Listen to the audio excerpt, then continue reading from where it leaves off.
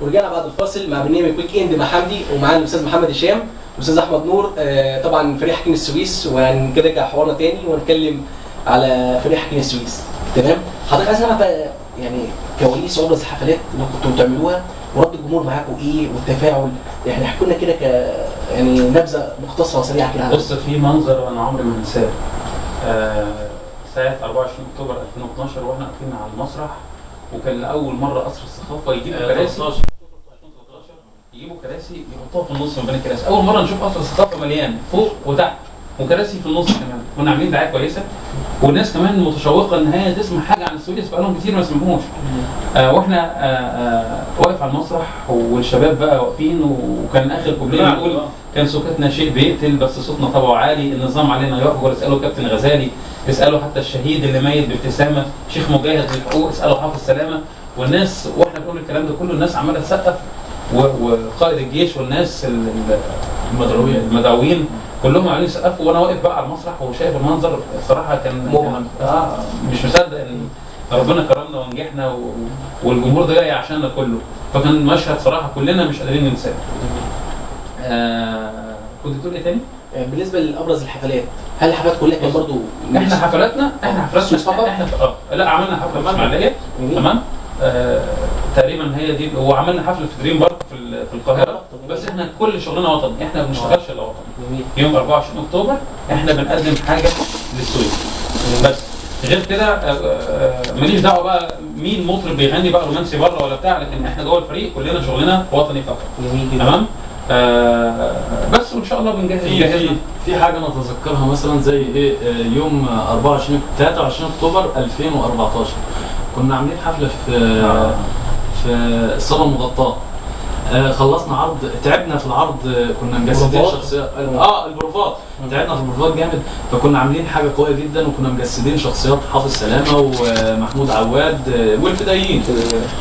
خلصنا، بعد ما خلصنا العرض شفنا لاول مره انا اشوف الشيخ حافظ سلامه بيسقف لحد هو ما بيسمعش اغاني اصلا. سياده المحافظ قام ادانا تحيه ونده على محمد هشام في المايك وقال له احنا عندنا حفله بكره فيها اكتر من وزير في استاد السويس، انتوا اللي تفتحوا الحفله. لا حاجه جميله. ده في 2014 الكلام ده السنه دي. طب دلوقتي بقى عايزين نعرف ايه المفاجاه اللي محضرينها لعيد السويس القومي اللي هو جاي ان شاء الله. لا، انا اكلمك عن عيد السويس اللي فات اللي احمد اتكلم عنه. ده كنا عاملين اوبريت اسمه ارفعوا الاعلام. هو كان من التراث السويسي، كانت عملت قبل كده الغنوه دي ارفعوا الاعلام ترفرف فوق بيوت كل السويس. كانت الاغنيه دي 3 كوبليهات بس، احنا زودنا عليها 3 أو 4 كوبليهات تانيين. كان احمد برضو كاتب معايا في الاوبريت ده. وعملناها سمسميه، لان جالنا انتقاد للاوبريت الاولاني ان انتوا عاملين اغنيه للسويس ما فيهاش سمسميه. فكان ردنا ان احنا ما حطيناش سمسميه فعلا، لكن اول حاجه في الكليب طلعنا صوره السمسميه. وغير كده كمان كنا قايلين السمسميه سلاح، وبكلمه تتعمر اكتب يا كامل عيد يا ابو الجمال يا اسمر. كنا قايلين اسم السمسميه في الاوبريت، يعني مش لازم السمسميه تلعب. وبعدين الناس شبعت من السمسميه، هي تراث. فالاغنيه 2014 ارفعوا الاعلام اخترنا اغنيه سمسميه، وكمان لعبنا فيها سمسميه. جميل. تمام. وزودنا 4 كوبلات زي ما قلت لك، واتعملت بشكل جامد جدا. وزي ما احمد قال لك احنا كمان جسدنا، عملنا فيها زي سكتش صغير كده بنجسد فيها الفتره بتاعت الحرب. والبنات عندنا في الفريق لبسوا اليوم ده بيشه، وعملنا زي ماكت كده عن جامع ال40 وعمير السويس وهي مهدومه زمان. وجسدنا حافظ سلامه برضه شاب من عندنا لابس الطربوش والدقن.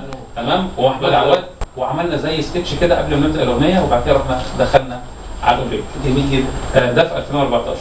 بالنسبه بقى ان شاء الله هتسمعونا او مش هتسمعونا، ايه اللي محضرينه جديد او مجهزينه، او المفاجآت اللي تعملوها ان شاء الله عيد السويس القومي اللي هو 2015؟ ده بقى مفاجاه. في حاجات جديده ولا برضه ولا انتم محضرين نفس المنوال بس باسلوب جديد؟ لا طبعا في مفاجآت جديده. احنا عاملين اوبريت السنه دي ان شاء الله.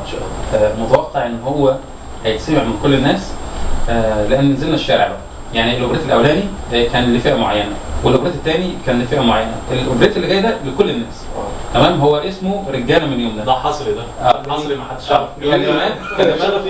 كلمات احمد نور. ده اول مره حد يسمع الكلام ده.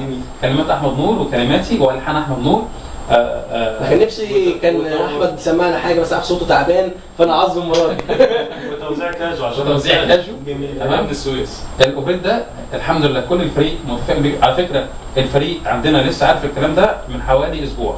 سمع موبايل الرجال قبل كده انا بعمله فجاه انا وهو كله كان في السجن محدش عارف حاجه. احنا رحنا سافرنا القاهره الاسبوع اللي فات ولا من اسبوعين وسجلنا الالات الموسيقيه وان شاء الله مسافرين اليوم السبت الجاي ده عشان كمان نكمل ولسه قدامنا شويه قبل ما نخلص وهنصوره كمان. صور كليب لسه صور طبعا كليب لانه ما ينفعش ما يتصورش. اكيد تمام كلام جديد وكمان قريب من الناس قوي. جميل. تمام فان شاء الله متوقعين يبقى حاجه قويه جدا. وانا سمعت فكره حكين السويس هتعملوها نظام مقر او جمعيه تعمل لكم مقر معين بحيث اي حد برضه حابب يجي لكم او حابب مواهب جديده تقدر من خلالكم تتواصل. انا مش عايز انشاء الجمعيه لسه تحت الانشاء. تحت الانشاء هي الجمعيه تحت الانشاء وان شاء الله ماشيين في الاجراءات. لكن انا مش عايز احصر حكين السويس دلوقتي كفريق فني بس لان هو مش فريق فني بس.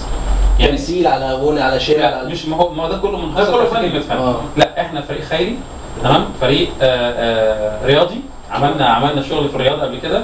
فريق خدمي الحمد لله يعني عملنا كل حاجه. يعني هنتكلم عن الفريق يعني فريق متنوع. وكمان السنه اللي فاتت عملنا يمكن لو انتم متابعين السنه اللي فاتت اللي حصل السنه اللي فاتت في رمضان ومجهزين مفاجآت جامده جدا في رمضان السنه دي ان شاء الله. طب حاجه في رمضان؟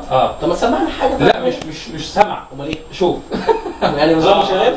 يعني عايز اقول لك السنه اللي فاتت انا هوضح لك الامر. السنه اللي فاتت احنا برضو من ضمن اهدافنا ان احنا عايزين نرجع الناس للايام الجميله اللي كنا بنعيشها زمان. الفوازير والكلام ده كله.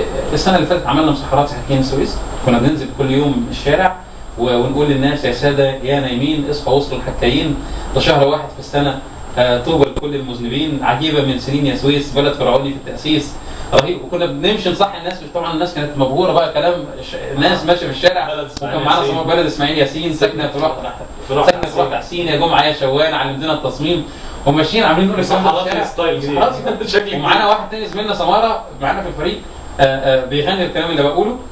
وكل يوم كنا بنتسحر مع اهل المنطقه. يعني النهارده احنا في الغريب فبننزل نتسحر مع اهل الغريب. النهارده احنا في ال40 بنتسحر مع ناس في ال40 كمان. ما تسيبوش منطقه غير مثلا تقعدوا مع اهلها وصحابهم. بالظبط. قبل رمضان بيومين كنا نزلنا علقنا زينه في الغريب. كنا صانعين زينه بايدينا تمام وجايبين برضو زينه جاهزه بس معظمها كانت صنع في حكين السويس.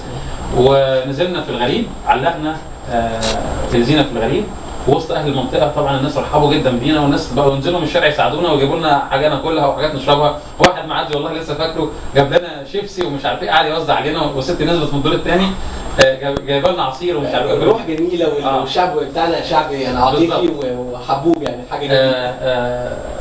كمان عملنا الحكيين في خدمه بيوت الله. رحنا مسجد وعمرناه كنا بنجهزه لاستقبال شهر رمضان سواء بقى سيراميك ولا ادوات سباكه ولا عملنا شغل كتير بالظبط ونظفناه وكده. عملنا طبعا شنطه رمضان. عملنا افطار الصائم. نزلنا بمنتخب حكين السويس في الدورات الرمضانيه. اي نعم خسرنا لكن كنا بنكسب برضه يعني وصلنا تقريبا قبل النهائي حاجه زي كده. برضه السنه دي عاملين حاجات شبه كده في رمضان وان شاء الله في عيد السويس. عاملين طبعا المسحراتي وعاملين الزينه دول اساسي معانا لو نجحوا جدا السنه اللي فاتت. وعاملين بقى برامج كتير انتوا هتشوفوها ان شاء الله بقى ايه هنبتدي نشتغل فيها من نص الشهر ده. قبل ما نختم بقى مش حاجه كده حاجه حصري حتى كوبليه او شطه كده حاجه زمان هو بقى الملاحظه ايه اي حاجه كان في رمضان او كان في عيد السويس القومي يعني حاجه كده نبذه مش هقول لك احنا. قول يا احمد الجزء الاولاني دي حاجه حصري رجاله من يوم